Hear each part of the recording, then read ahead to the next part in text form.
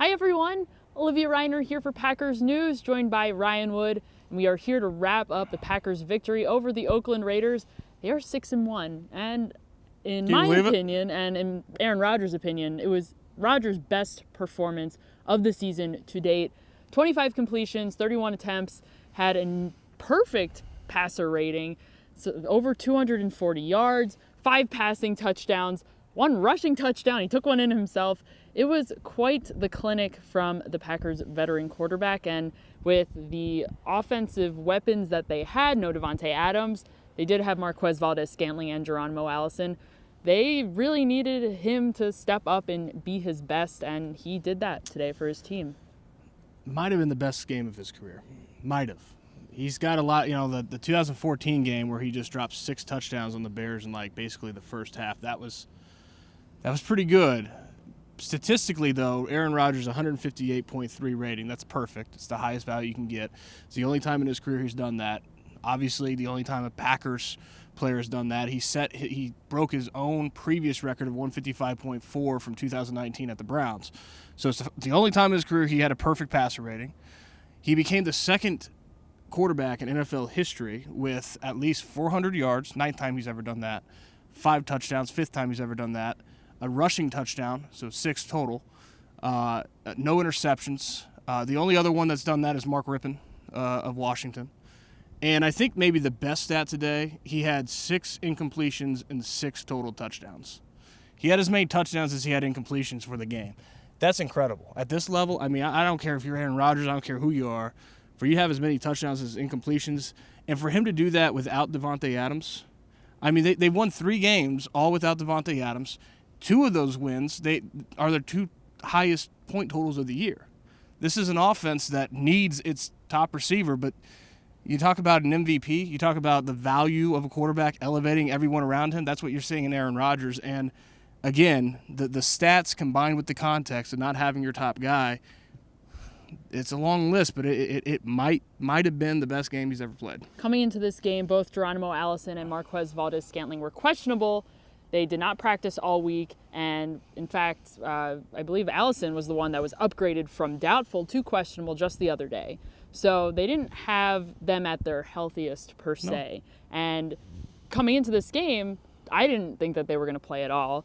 And in addition to all of that, I didn't see the game through the air being the emphasis for the Packers offense. I assumed that Aaron Jones, Jamal Williams, they were going to be the ones to carry this offense tonight, but the Packers, I believe they only had 23 rushing attempts. They only had 60 yards total. That was not the name of the game tonight, which was a surprise to me. You know what, though? Aaron Jones was phenomenal, and he only had 50 rushing yards, but the touchdown catch, which I think he'll be the first to tell you how in the world he can drop the one that was a gimme. I mean, it was a 3-inch tap-in for par. Against the Lions 6 days earlier, and then make the adjustment that he made from the outside shoulder to the inside shoulder, then amazing pass, but to secure that as he's going down to the turf, that touchdown catch today was incredible.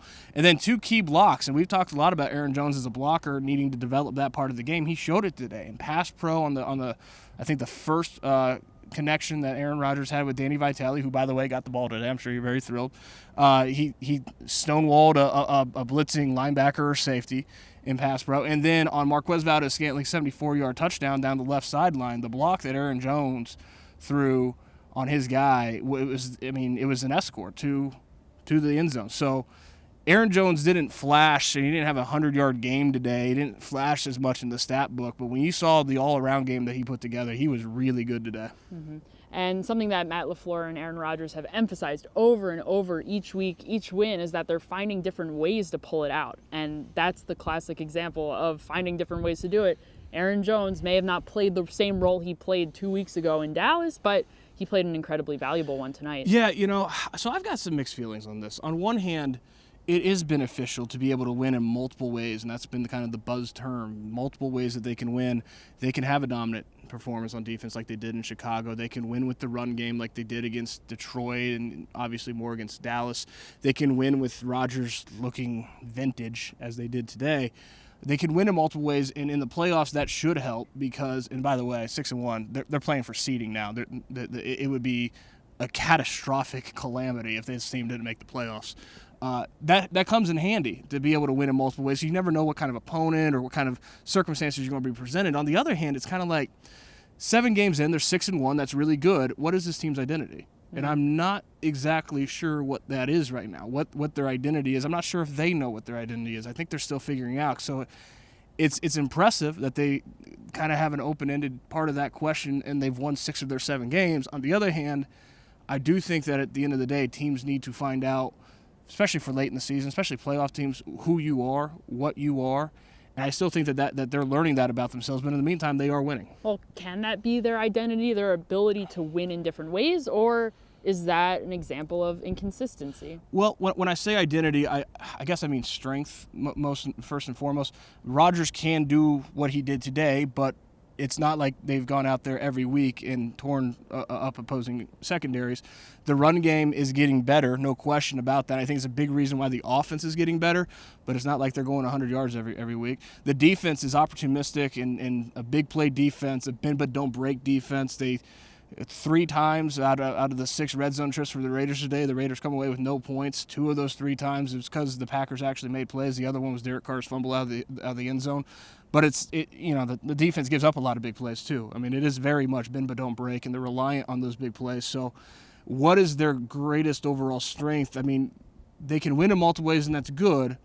But what's their best? We don't know the answer to that right now. All right, so we talked a little bit about the defense. Let's get to some of your questions here. I've got questions about the defense in our Facebook chat right now. So thank you if you're over on Facebook. Always leave us your questions. We're happy to take some of them.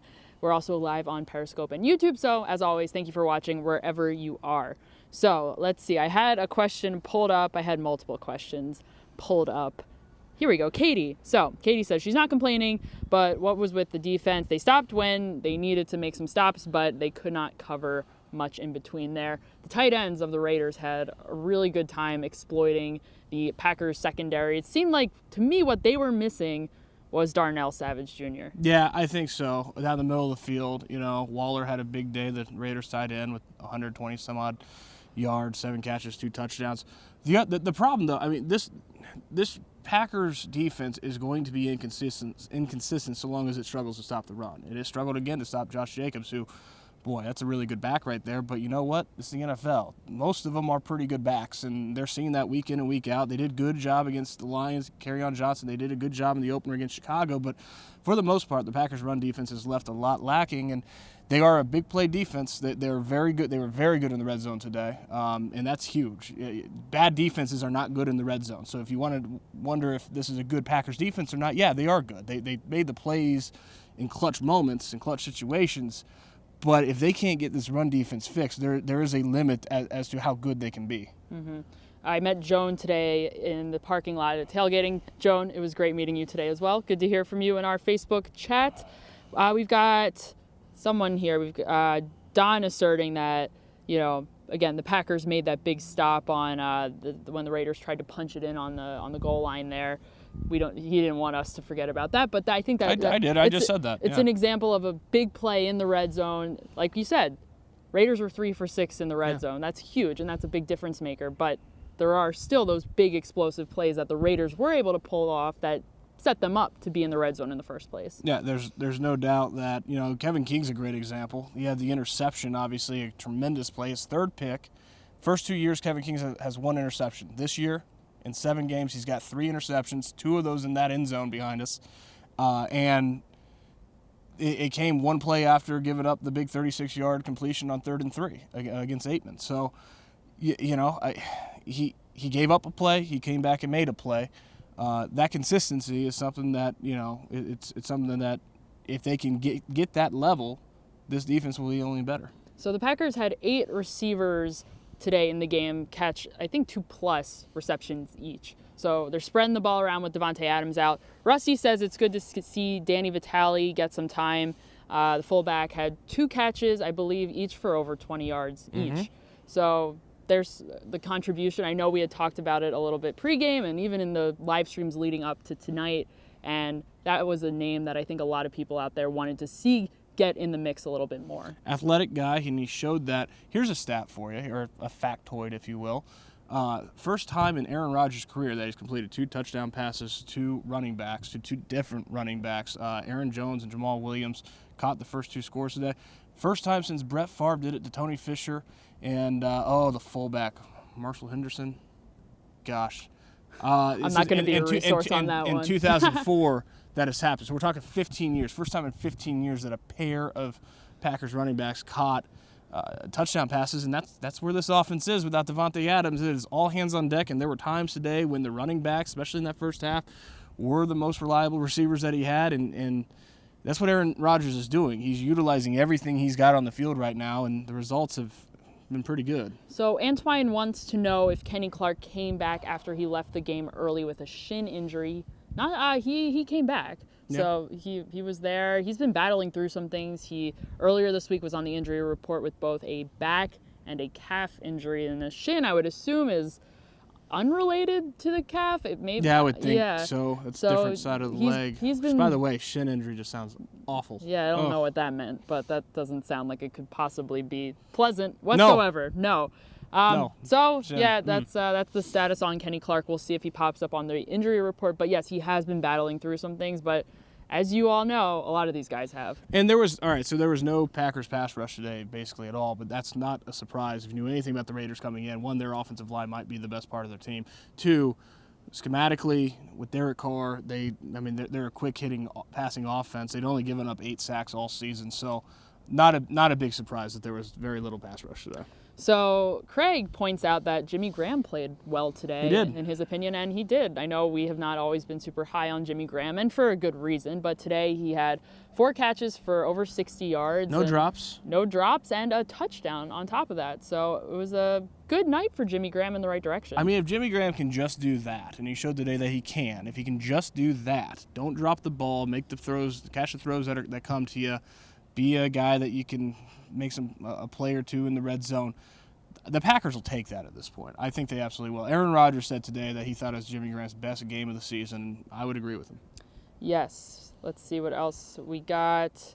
We're getting eaten alive by mosquitoes out here. It's amazing. Today. It's almost November here, and it's like mosquitoes everywhere. Jimmy Graham also made some guy miss a tackle down on the sideline. He had the ball. He was running with it, and he didn't look all that fast, but he definitely seemed to evade some defenders out there on the field. So good for Jimmy Graham. People in the comments, oh, no, not today, I know, mosquito. Right? I'm like not mosquitoes today. all over the place. People in the comments are saying William Henderson. William Henderson, thank you. There you go. Thank you. You're right. Okay. I tweeted it. I just couldn't remember it. Good help. Okay, that answered a question too. You talked about the lack of pass rush. Let's see what else we got. All right. Yeah, Elijah said great block by Aaron Jones on Marquez Valdes-Scantling's touchdown. Let me think. Oh, well, I guess something we haven't talked about yet. Jay Kummerow with his first touchdown at Lambeau Field. I thought he was out at the 5. Don't at me. Don't hate me. I thought he was out at the 5. The officiating today was terrible, by the way. Yeah, I think not just people that want to know about that. Both sides, both sides got a raw deal. It was just all over the place, hit and miss. Obviously, I think John Gruden would feel that his team got some phantom PI calls, and you know what? They did. I think, though, that Jake Kummerow, the OPI in the second quarter, was it? I didn't see anything there. It's got to get better. This officiating is so just dang poor. It's awful to watch. It's terrible for the product. And, for goodness sakes, Ronwell Allison was called for having a touchdown to start the third quarter. And from my seat, 7 stories above the field, it was obvious that he stepped out at the 3-yard line. The side judge is right on the play. Like, what are you looking at? It's right there. I don't know how you miss these calls. The Mercedes Lewis catch, that was literally a bounce pass. Aaron Rodgers threw him a Chris Paul pass, and they called it a catch. Like, what are you looking at? I don't understand. The savagery, Ryan. Go in. I don't understand. Yes. I'm tired of you're going to miss some calls. I get that. Officials are human. Don't miss the calls that I can tell from up there are obvious and do it over and over and over again repeatedly. It's not ideal for either side. I wasn't in Matt LaFleur afterward, but I thought about asking him, how hard is it to approach a game from a managerial standpoint when you have no idea how consistently or inconsistently the game is going to be officiated. It can't be easy because you have no clue if these refs are going to have their stuff together or not. It's just awful to watch. It's tough, and these guys have to go into it, especially a lot of these pass interference calls, thinking this probably won't win. If I do challenge John Gruden didn't get the memo because that Trevor Davis OPI was clearly not an OPI. There was no contact there at all. If you thought that was OPI, I guarantee you would have thought the exact opposite if Trevor Davis was still in a Packer uniform. There was no OPI there, but he challenged it anyway. You know what? Al Riveron, he's not going to overturn these. So on the Kumro one, the Kumro OPI that was not OPI, Matt LaFleur he just ignored it. And it was a big play. I mean, it negated a big gain for Aaron Jones. It was a big play, and he just ignored it because he got the memo. These calls are not going to get overturned, and I mean it's a calamity. It's awful. Well, officiating aside, back to the Thank you. Kumaro Sorry, touchdown. I'm tired of how poor it is. It's not good. You should be frustrated. They should be everyone should be frustrated. It is not good. However, with the Kumaro touchdown, you look at that. I mean, that was in the last 2 minutes of the half. And the fact that the Packers were able to manage the clock and pull off the touchdown rather than resort to having to kick a field goal is good management by them. Okay, so all that I just said, it's all true, except an amendment to it. The Raiders definitely hurt themselves. I don't understand what John Gruden was doing, not deferring to the second half when you win the opening coin toss. You just don't provide the opportunity for an Aaron Rodgers to double up like that, and that's what he did. Now, in part because Derek Carr fumbled out of the back of the end zone, but you never know. That stuff can happen. To present the opportunity to basically let the Packers take a 14-10 game and make it 28-10 early in the third quarter, it was a bad call. I get that John Gruden would probably say that he was trying to send an early message on the road, wanted to take a lead against Aaron Rodgers, all those things. It's you don't do that against a quarterback like that. You want the ball to start the second half. And then, there were other, holdings. There were other penalties that were actually legitimate. On the same play as the Mercedes Lewis non-catch that got finally overturned. Mm-hmm. The roughing the passer, that's a big play there. The Raiders did. I mean, they did Raiders things that you would expect from the Raiders to do, but I can't get over the officiating. Yes, it's so poor. Andrew asks if they are high school refs. So it looks like the replacement officials. I mean, it really looks like the replacement officials. They can't possibly be this bad, right? You got to be a pro. I agree. All right, well, we'll move on from the officials. I think we have a lot of good things to say about the Packers offense tonight because they did some good things. One of the things that I thought was particularly interesting was that they were 6 for 10 on third down conversions, which is their highest percentage of the season, which is, I think, is a very important part of the Packers offense. Something that they haven't been very good to date on all season. I think their average is around 35%. Conversion rate, which is not very good. And they'll tell you that is a huge reason, maybe the biggest reason for how much struggle they've had early in the season is their poor third down play. So, yeah, you're absolutely right. Well, ironically enough, their second highest third down conversion rate was against the Philadelphia Eagles, and that is the only game they've lost, which, 55%. Not the offense's fault, though. That was pretty good. No, another bad call at the end of that one. Oh, no. Here we go again. Sorry. We're not getting back into it. So I've been seeing this question around from a lot of folks. Antoine wants to know, should Devontae sit out versus Kansas City and then come back after the bye? I think it's just going to depend on when he's feeling healthy. He doesn't want to push it. He said that multiple times. However, I think there's this belief that maybe they don't need Devontae right now. They should let the guys who are on the field gel a little bit, get some opportunities, get reps under their belts, especially some of the younger, more inexperienced guys, and then let Devontae come back. I say if Devontae's ready, and Devontae feels healthy and he's up to it, get him back. They want him out there. In an alternative universe where next week would have been against Pat Mahomes and you're going into Kansas City with that kind of showdown, there might have been more urgency. The reality is that they're 6-1, and they've been 3-0 without Davante Adams, which affords them all kinds of flexibility to be patient with his return. It's not like this team is struggling to make the playoffs right now. So as long as they have that cushion, as long as they are in good shape and they're winning football games, they can give Davante Adams more rest. Now, just judging off his comments last week, and this was before Pat Mahomes went down with the injury for a couple games, but he said that his toe felt a million times better. He said that there's been a lot of treatment, obviously, and that, the recovery and rest is one part of the equation for him getting back on the field, but treatment's another. So could he return next week? He could, but I would think, if I had to guess, I would guess that we're going to see Davante Adams before the bye. It's 3 games away now, Kansas City, at the Chargers, and then home against the Panthers. I think we'll see him before the bye. All right.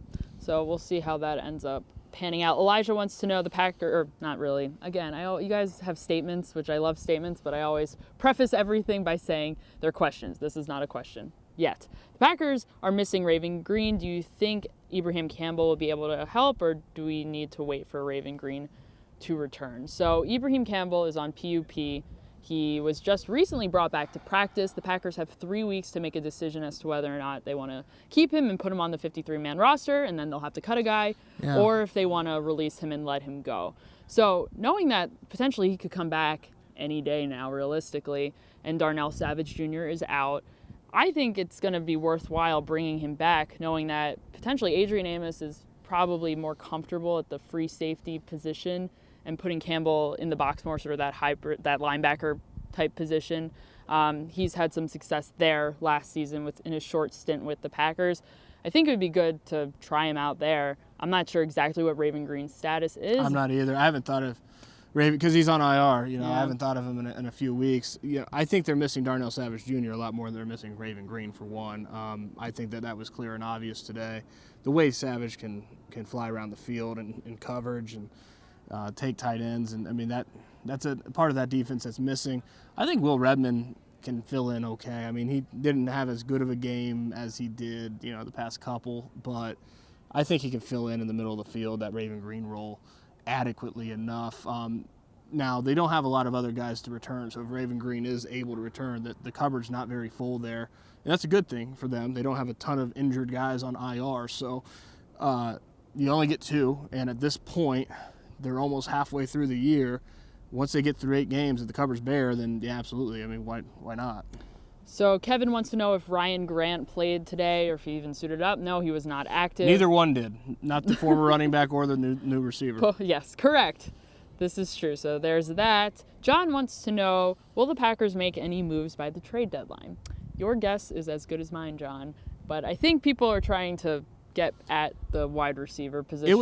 It came out today that A.J. Green is not expected to be back until after the deadline, which, there's that. I don't think the Bengals are trading him anyway, so I don't think it's really. Well, they've said that they're relevant. not going to. They've said that. But there's well, always let's put a it this deal. way: if the Packers are like, here's a first-round pick for A.J. Green, then the Bengals have very quickly changed their mind. But the Packers aren't doing that, nor should they. So. All right, Ryan, any final thoughts here? I feel like we got over everything that I wanted to talk about. I thought Adrian Amos had a good day for the most part today. He recovered from that first play, which I'm sure he would want back. Yes. I mean, Josh Jacobs, it's a good running back there. He did. I don't know. I'm sure I'm thinking the same thing you guys are. I can't believe this team's 6-1. I mean, that's incredible. And I know you'll take it. You're excited about that. But if you're honest about it, back in August, you would not have had this team 6-1. No, none of us had them 4-1. Yet here they are. Yeah. They're 6-1, and you know what? Look, don't tell me to take it 1 week at a time. I'm not a player. I don't coach in the game. The reality of the schedule is, it's this next 2 games. When the schedule was released in April, these next 2 games are like. I mean, that was a heck of a 1-2 punch, right? You got Mahomes, Rivers, you got 2 playoff teams out of the AFC West, both on the road. The reality is the schedule is taking a huge hit with Mahomes down. The Chargers aren't very good. It's going to be a home game in L.A. It's going to be all green in L.A. This team could very well go 9-1. I asked Aaron Rodgers today, and let me preface this with, there have been seasons, I think immediately after the 14 season, going into 15, where Aaron Rodgers has said in the offseason, we need to be playing for home field advantage. He didn't even wait for the season to begin, let alone training camp. He said, we need to be playing for home field advantage. So he said that before the season in the past. They're 6-1. They're, record-wise, top 4 in the conference. I asked him after the game, is it too early to start thinking about playing for home field advantage? Because it's just huge. This team looks like it's going to be in the playoffs. you don't want to go in January through the Superdome. You don't want to go through CenturyLink Field. You've seen what happens when they go through CenturyLink Field. That's a heck of a place to play anytime, especially in January. You want it to be right here. He did say, and it was relevant because, again, he said differently in past years, he did say he thinks it's too early with this team. This is a team that's still gelling, still coming together. But the reality is they're 6-1. The playoffs look awfully good. This is a team that more and more is going to continue to play for seeding, and that's just incredible to me. Absolutely. Doesn't want to jinx it, perhaps. It's, who knows? Yeah, I think Aaron Rodgers knows that this is a newly forming team, that it's not what it was in 2015, coming off an NFC title game, loss on the doorstep of the Super Bowl, mostly the same team back. That team was in a much different situation. I think after 2016, he might have said the same thing after the NFC Championship game in Atlanta, how he wanted these games to be at Lambeau Field. This is a different team than those teams. This is a team that is still gelling with a new head coach, a lot of new pieces, newly the Smiths and all that. It is a new team, but here they are in a very familiar position, a position they haven't been in a couple years, but a position that they've been often in Aaron Rodgers' career. They're 6-1, and like I said, it's going to start being about seeding. It's going to be really interesting to see if they can continue this. Absolutely. Guys, biggest disappointment in my mind about tonight, so no Zadarius Smith or Preston Smith sack, but what I'm sad about, no sack celebration. So we never got to see. Yeah, she thought I was going to do some Halloween stuff. They had. And if you saw the picture I tweeted on Twitter, yes. I don't do Halloween stuff very well. You did a great job. So yeah, sure. The Smiths had a Halloween-themed sack celebration planned for tonight's game if they were to sack Derek Carr.